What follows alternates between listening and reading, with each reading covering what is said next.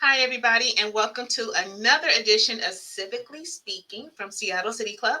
I'm Alicia Crank, the Executive Director at Seattle City Club, and today I am joined by the fabulous Karen Lee, CEO at Plymouth Housing. How are you, Karen? I am fine. I'm fine, Alicia. Thank you. I'm so happy that we finally. I've been wanting to talk to you for so long, even in your days in your previous role. So I'm glad Hmm. that we get to do it in this opportunity, especially as we're getting ready to come up on Affordable Housing Week. Yes, yes, yes. It's a So pleasure to be here. yeah, so tell us more about how how you came into this role at Plymouth Housing. Well, I've always wanted to serve people that are less fortunate than I am. And over my career, I think I've just worked, I've started with one, I've worked groups across the arc of social services from those who just need, a job or a better job or a career to those who need a second chance and now to those who need a foundational part of life, housing and dignity. So I think all of the jobs that I've had have really prepared me for the job I'm in today, Hmm. serving the most vulnerable population um, that we have in our community. And unfortunately, sometimes it's the most denigrated population as well. One of the things I love, one of the things I love about my role and roles I've had leading into this is being able to learn more, excuse me, more about services that are happening in and around the community that maybe I thought I already knew about.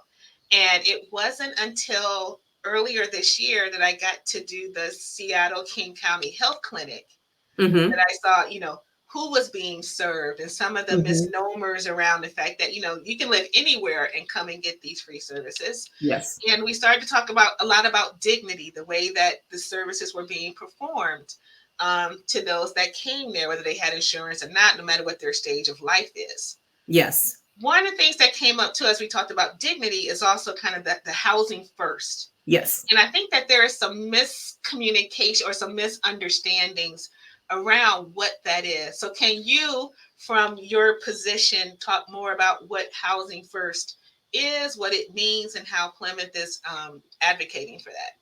Yes. And I'd first like to back up a second and just, talk about how, housing the chronically homeless. Yes, So because there's different types of being unhoused. yes, And so we want to talk about the entire, affordable housing structure. So some people are what we call working poor, yes. um, and and they are fully employed, but they're just not able to afford the median housing prices in the area without commuting a long distance, or they may not be able to afford a down payment Yeah. for an apartment, or they may come into some bills that makes their ability to pay their rent it puts their ability to pay rent one time in jeopardy. Yeah. So you have those types of folks that really just need like a financial boost, or they might need a rental cap. And then we have people that are coming into the area that might be immigrants or something else. So they might need a different type of service, more language focused. And then you have what we would call people, are just anytime you're unhoused for a reason. You can think about it. You might be unhoused because of domestic abuse. So then you're going to look to another service provider. So what Plymouth serves is the chronically homeless. And that means that in general, someone's been homeless for a year uh, before they're eligible to live in what we call permanent supportive housing. So that's where Plymouth is in the housing continuum, is that we are a permanent supportive housing provider, and we serve single adults. Yes. And the adults have to be capable of independent living. Hmm. Um, and then and so permanent supportive housing is actually, it's defined in statute in our state. Yes. So we don't have a choice about it. When you say you're a permanent supportive housing provider, that means that you are serving the chronically homeless individual in a way that has low barriers to entry into your housing facility. And a low barrier to entry means that you are not going to put a requirement on an individual before they can come live with you. Mhm. So that means that we don't expect them to overnight stop using if that's their challenge. We don't expect them to be, if they have a diagnosis of schizophrenia, we don't expect that to be remediated prior to entry. We don't have any of those expectations. If they have a pet, we don't expect them to turn their pet over to the Humane Society before they can move in.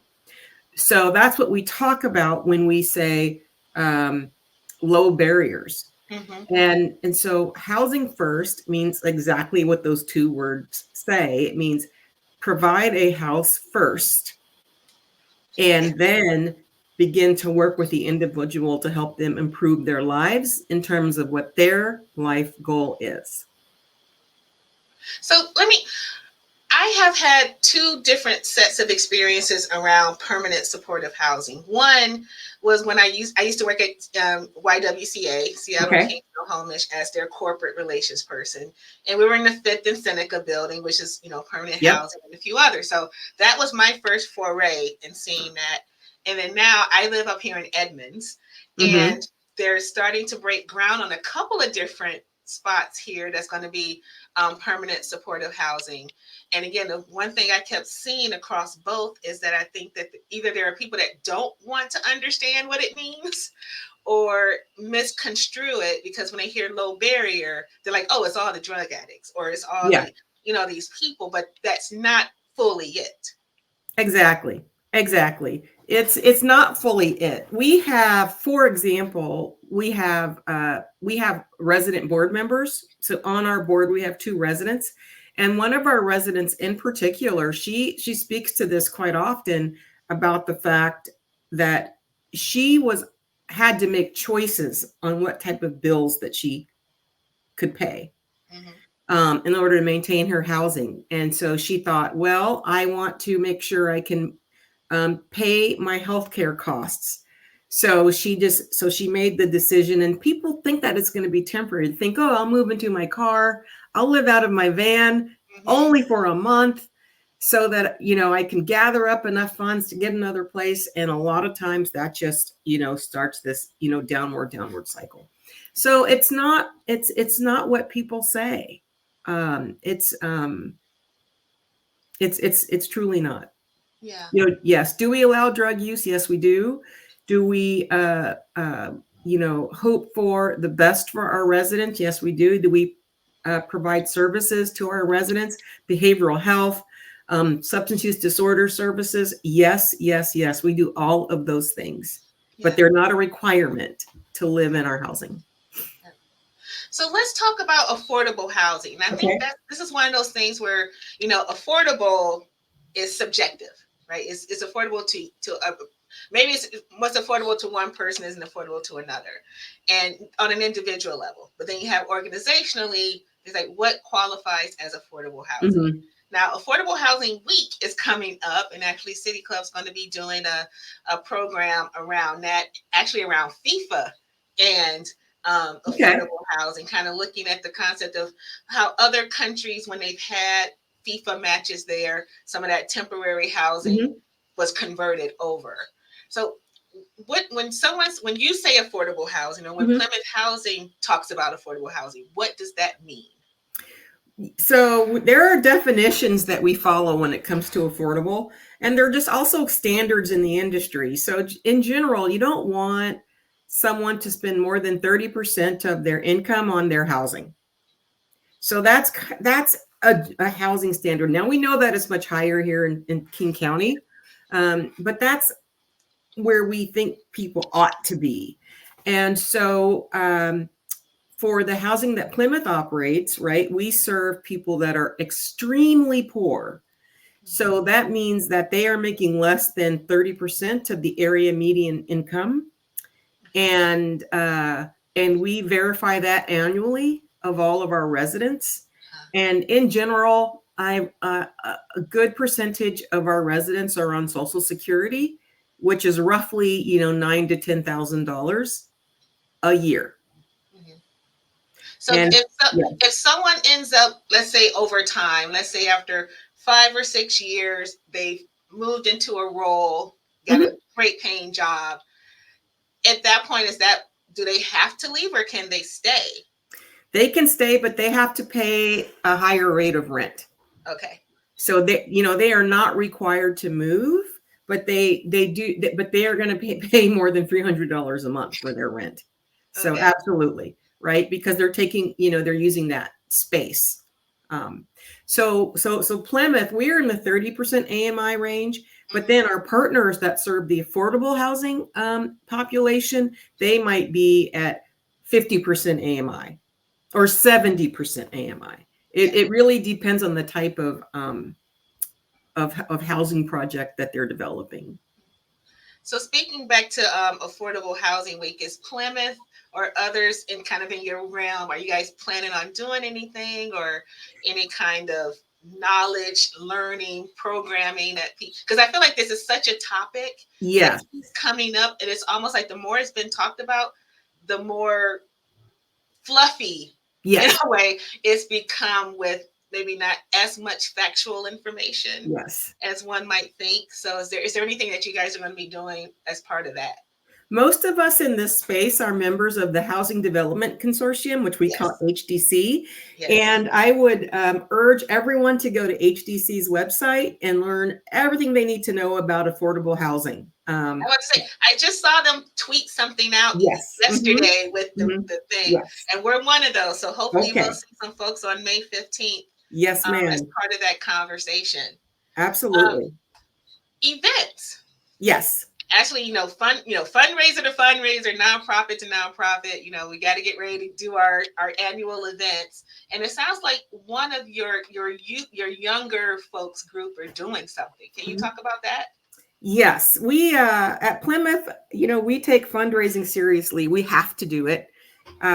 We have 3 major events a year. We're just coming off of our Seattle Dances event, which that happens in the first quarter of the year annually, and then in the fourth quarter we have our Key to Hope luncheon, and in the summer we have our young professionals supporters, which we call our POPs group, POP.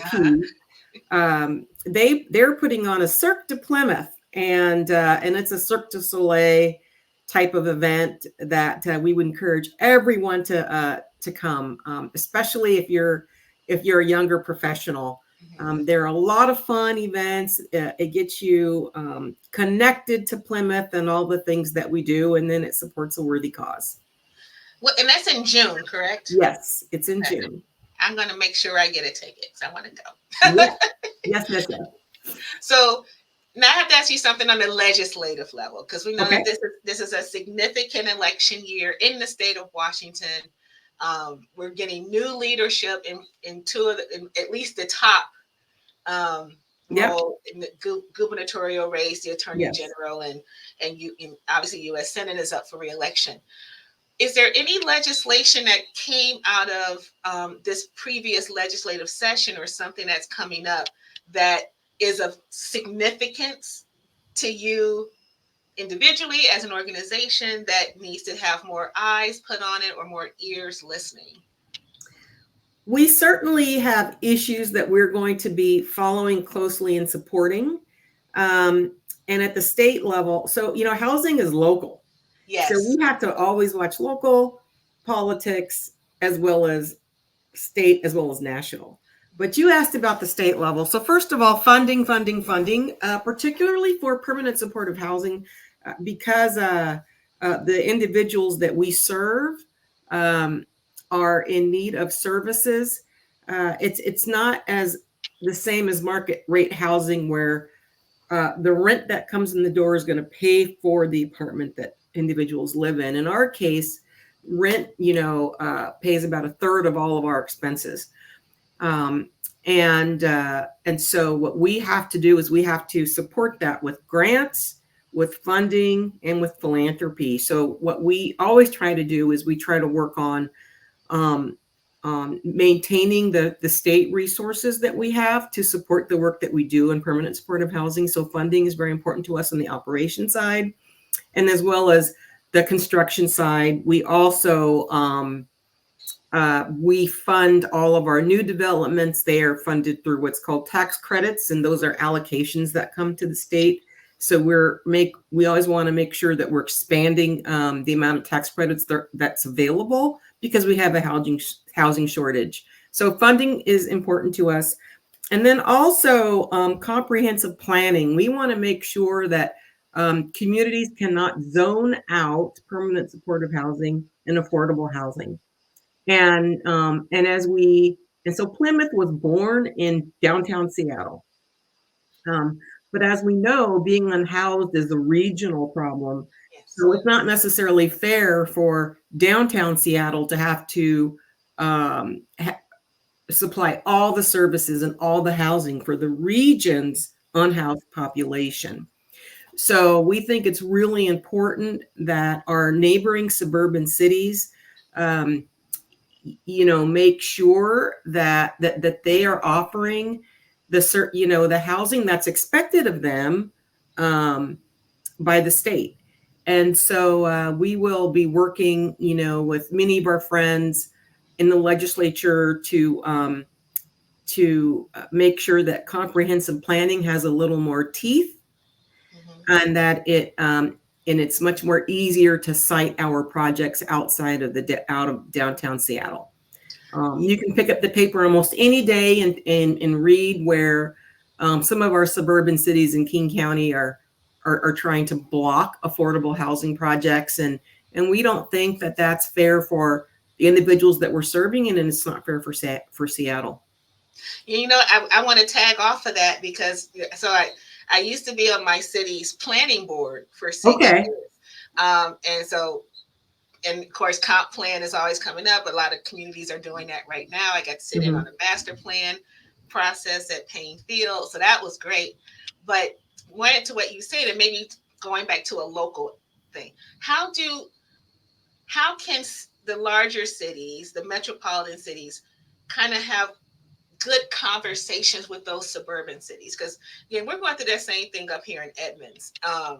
As far as we don't have to have this many units that's assigned to us, and how did we get this number, and we don't want to be another Seattle or another Ballard or something like that.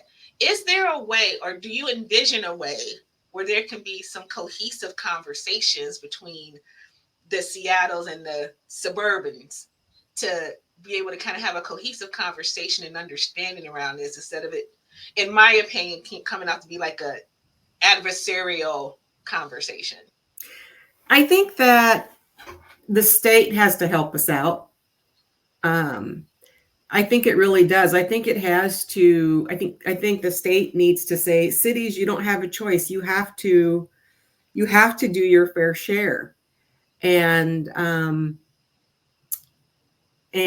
think asking Seattle to try to convince Seattle's neighbors it's really difficult. So I think that the state has to be a convener for us, and maybe the counties to make sure that we're all working on this issue of homelessness together. I've seen improvement here in King County. There is a group called Arch, which it's a regional coalition that the suburban cities, pay into, and Arch is supporting some of our projects as we move outside of downtown Seattle.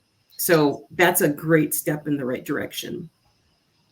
So if you could have a dream project happen, whether it's a physical project, a legislative project, if there was something that you could wave a magic wand to make happen around housing in this community, what would it be?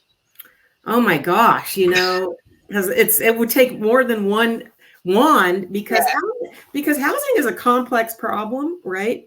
The individuals that we serve, they have a constellation of needs.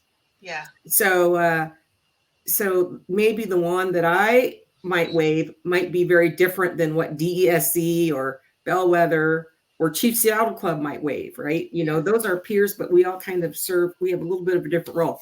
So I would say, first of all, I would say the magic wand would be automatic sighting, Oh, first of all. talk about that. And where we where a permanent supportive housing provider like Plymouth, once we acquire property, yes, we can have discussion about that property and we can have expectations of being a certain type of neighbor, but we can't, but we have an automatic grant to place our building somewhere in a city so we can't be zoned out of existence or have our permit be rejected because people are concerned about what might happen. Yeah. So I would say that would be a wand. Mm-hmm. I would wave. The second wand I would wave that's magic would be on-demand behavioral health and mental health treatment. Yes. And when I say on demand, I mean like on demand, on the Mm-hmm. second a resident says, I need a certain level of care that's greater than what can be provided. I just want that help to appear. Okay. And we are, and on demand care and on demand treatment are things that we have talked about in King County for years, but we haven't been able to stand that up. Yes. So that's the second thing, right? Okay. Is resources. The third thing that I would wave my wand to say would be for all of us citizens to have compassion and care for the individuals that we're serving, and not treat them as if they're pariahs, because they're people with a story. Excuse me. And many times the story is tragic. So just think of it from that perspective. Yeah. We're all human beings that are walking this earth, and let's keep that in mind.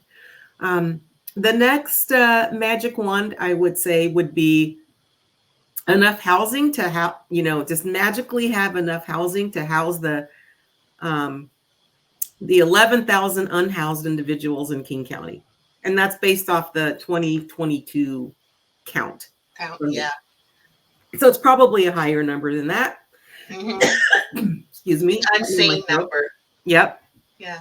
And then the next wand would be enough funding to pay for all the operating needs that we do to do our job well. Yes. To pay our staff the salaries that they deserve to be paid, to have the services available for our residents that deserve the services. So was that 6 wands?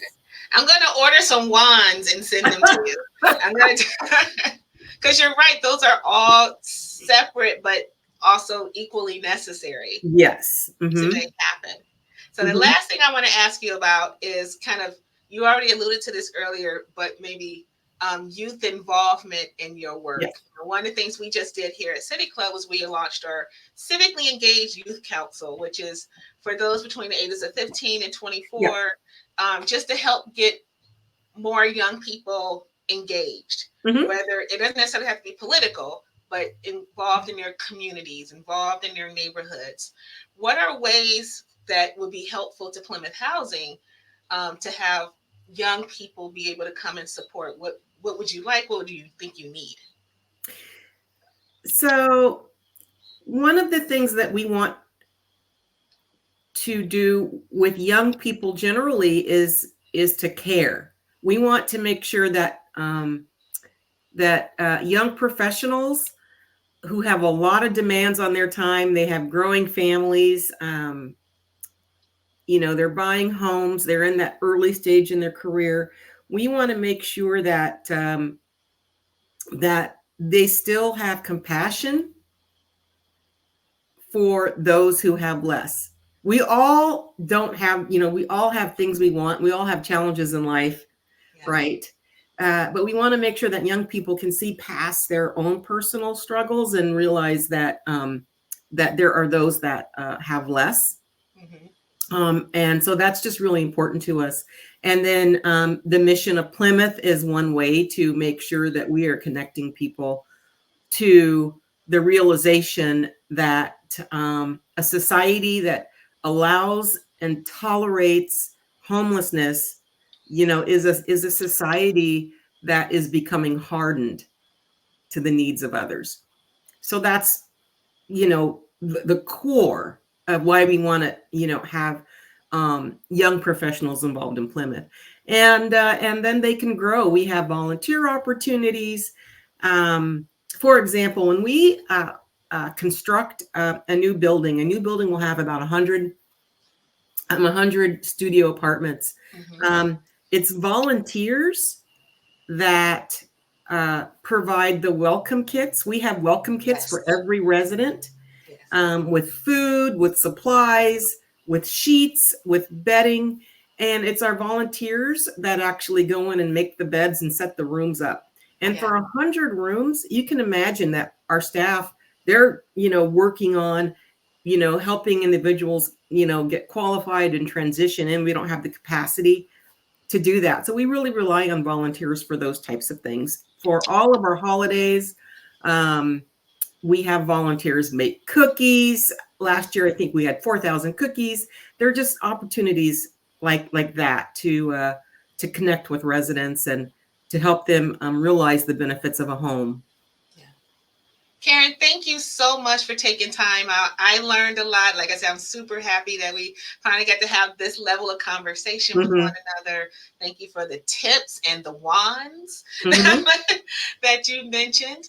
And Mm-hmm. I know I'm going to see you around town sometime this month because of Affordable Housing Week. I'm sure I'll Yeah. run into you. But Mm-hmm. again, thank you so much. Great work that you're doing over at Plymouth Housing, your whole team. Thank you so much. And with that, we'll wrap it up Okay. and stay tuned for our next one. And if anyone has any suggestions to who we could talk to next around Civically Speaking, there's my contact information. But this has been super educational. So thank you and have Thank a good you. one, everybody. Okay.